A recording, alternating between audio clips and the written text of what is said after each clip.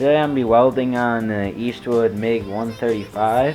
I'm an amateur welder. I've only used this machine 2-3 times, I'd say, and it's really not a bad machine.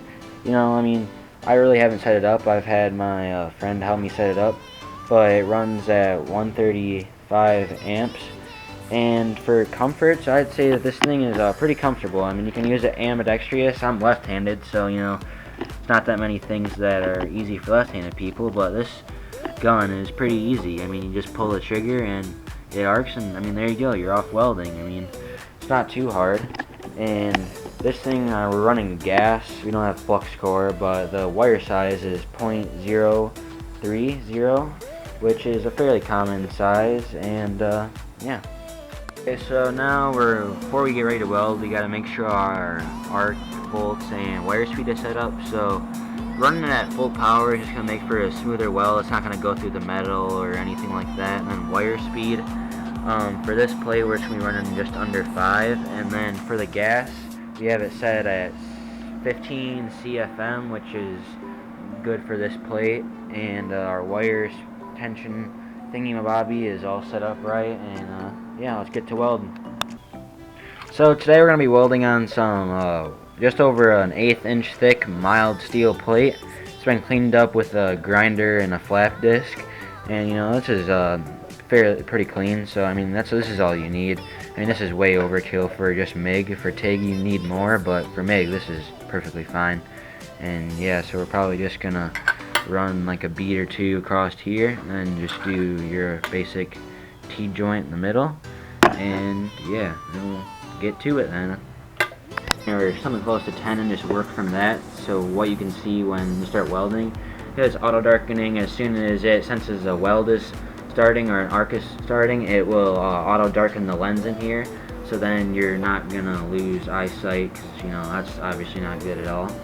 And yeah, so I'm gonna lay my first bead right here. So I'm left-handed, so it's a little bit different. I'll be running this way instead of this way, but it's basically the same thing. You just start, you go make little like circles as you go, and you want to stay at like a moderate speed, and if you go too slow you'll start getting big boogers, and that's just not the strongest welding. So I'd keep your wire, or the end of your gun about maybe a little shorter than this far on the wire, close to the thing. So, and you're gonna hear, like, if it's not welding good, you're gonna hear like lots of pops and bangs, like kind of like that. And if it's welding good, you're gonna hear like just a solid noise, and it's gonna sound pretty good, and you're gonna see it's gonna be pretty good.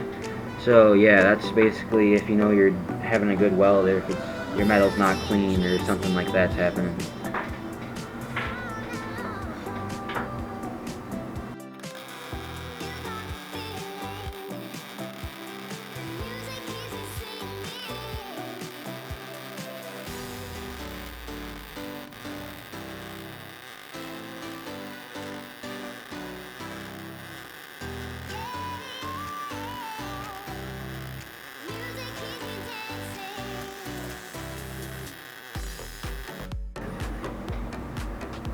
So as you can see here, my start weld here on this side of the plate was it's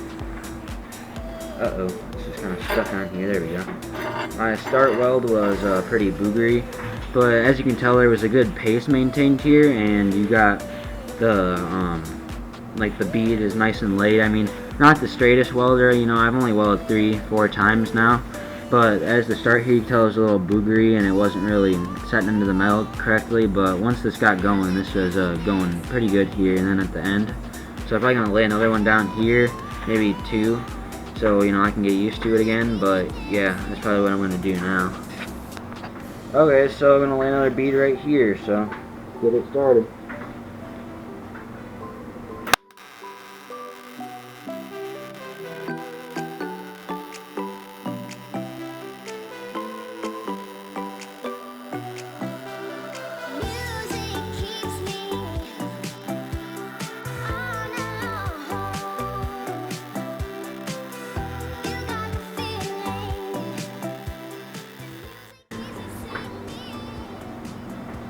So as you can see here, this weld was pretty good. It was a little thin.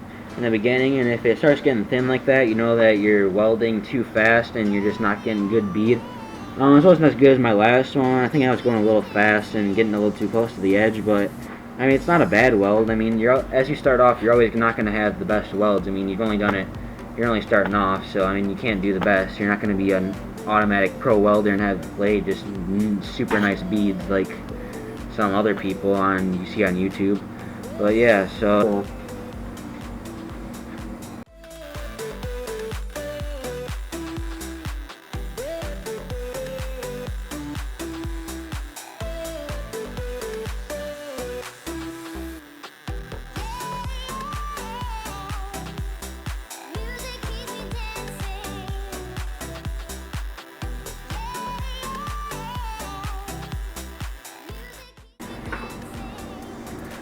So here we go. That bead's actually pretty good. It's a little thin in the middle. I was obviously going a little too fast, didn't realize that, but towards the end, I got a little too fast there too. It's not exactly not connected as well, and it's a little low there, but it's a little thin in the beginning, but towards the middle it started to thicken out, and that's a pretty good bead. So I think I'm going to lay one more across there, then I'm going to make a T-joint.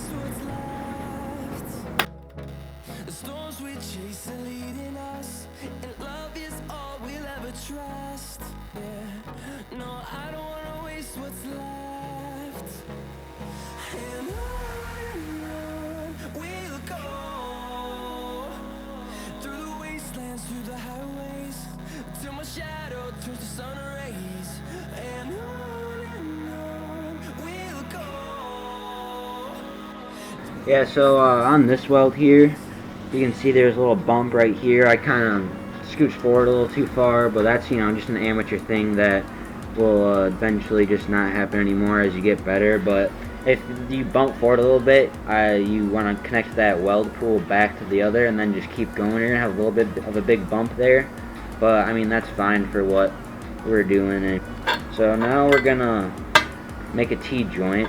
So basically, you want to find as close to, not to be super close to center, but just kind of center the metal. And then, so what you're going to do is, so you're going to want to, when you make the tack, you're going to lay a small bead on each side of the metal. So what I would do is I would lay one on this side and then lay one on this back side. And then once you do that, you can just start off and just make a clean weld across there and another one across the other side. Yeah, and if you add more metal, and I would just keep doing that, and you just eventually get pretty good at it. So I'm going to do this tack here. So it's going to be pretty hard because I'm left-handed, but probably can't show too much of it in the video, but I'll try to do this here.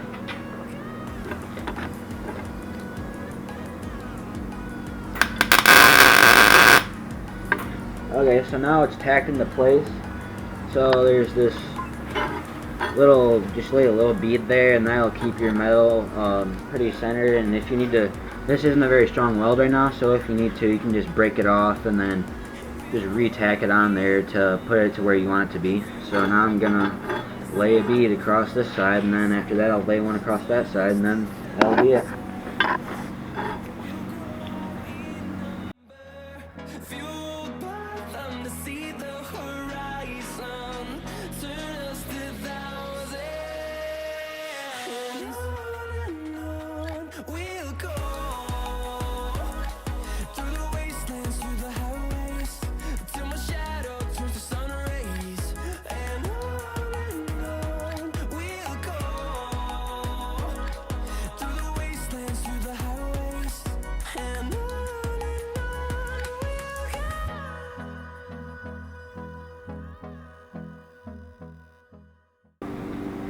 Yeah, so I laid this bead here.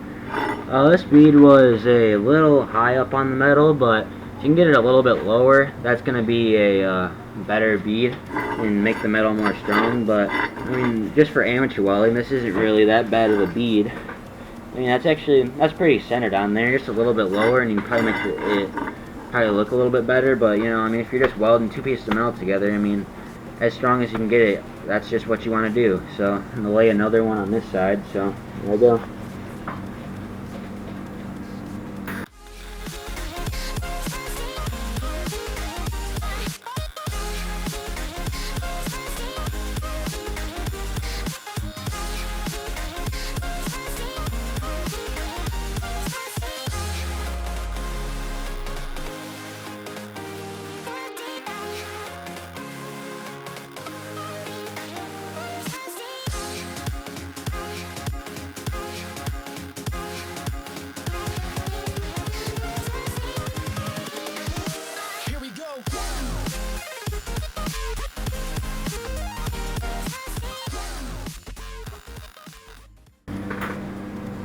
So as you can see here, this bead was a little high up on the metal still, and I was having noticed welding like not too good on this bead, but this was still a very good bead. I'd say if you're just becoming, I mean, it's all just, as this is all just amateur welding, but I mean, that's not a bad bead. I mean, this bead was a little bit better. This one's definitely a little too high in the metal. Get it lower just so you get an even mix of both the metals coming together, but yeah, I mean, this is as good as you're gonna get. I mean, if you're just starting off, you're always gonna get better as you go, so I mean, yeah. Okay, so this is the finished product here, so yeah, this has turned out pretty well. Thought it was gonna be way worse from my welding experience, but turns out I did actually a pretty good job, I'd say.